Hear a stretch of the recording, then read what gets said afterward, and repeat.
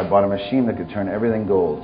So I thought, what a great way to do. And I had my metal background, and I had a little bit of gift of gab, and so I started that gold plating company.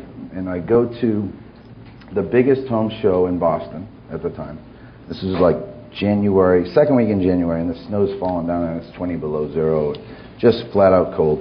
And I've got the gold plating thing, and I think that I'm Midas because I can turn everything gold.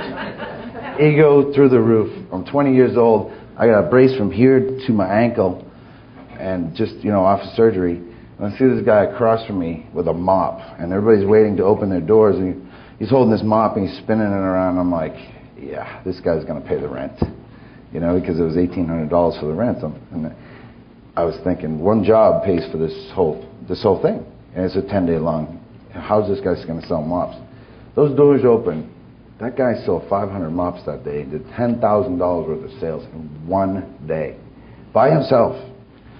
And quickly I realized he's making money on the fly. I'm sitting here getting leads, and then I've got to follow up on those leads. And there's a lot of people here, I'm sure, are familiar with leads and sales. You get the lead, you follow up on the lead.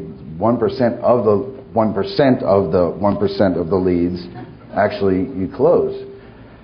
So those odds weren't that good. And I saw this English gentleman sprinkling sand, throwing ketchup down on the ground, sprinkling sand, saying, "This is from the finest beach in the world, from Clearwater Beach." Excuse me. And I said, "That sounds like a beautiful place. I've never been to the West Coast of Florida, I've been to the East Coast." And then he picks them up, and he just sprinkles it down. He picked it up, and he held it above his head. I'm like, this guy's nuts. I thought everything was going to fall off.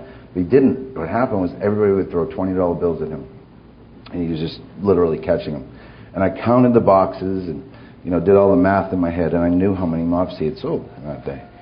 So we got friendly during the week, and long story short, it ended up becoming Anthony Sullivan.